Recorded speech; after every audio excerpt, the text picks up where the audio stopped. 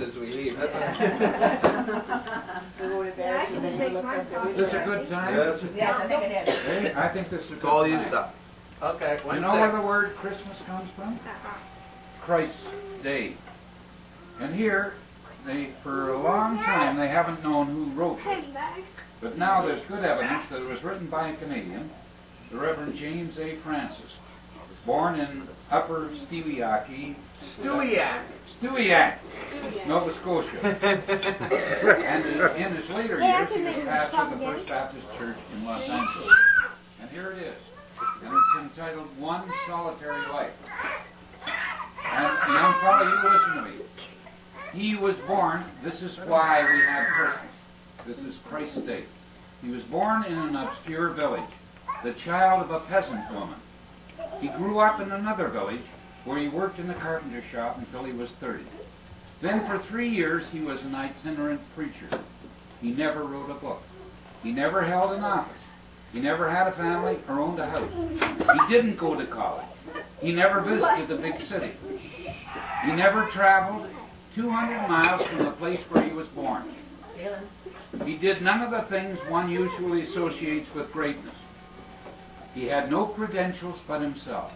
He was only 33 when the tide of public opinion turned against him. His friends ran away. He was turned over to his enemies and went through the mockery of a trial. He was nailed to a cross between two thieves. While he was dying, his executioners gambled for his clothing, the only property he had on earth. When he was dead, he was laid in a borrowed grave through the pity of a friend. 19 centuries have come and gone, and today he is the central figure of the human race and the leader of mankind's progress. All the armies that ever marched, all the navies that ever sailed, all the parliaments that ever sat, all the kings that ever reigned, put them all together, have not affected the life of man on this earth as much as that one solitary life. And that's why we have Christmas.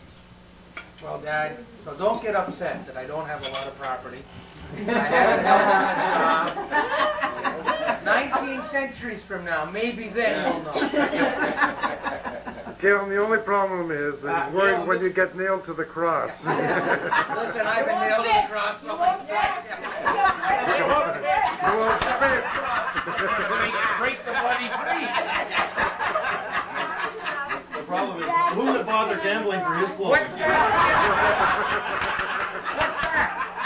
What's that?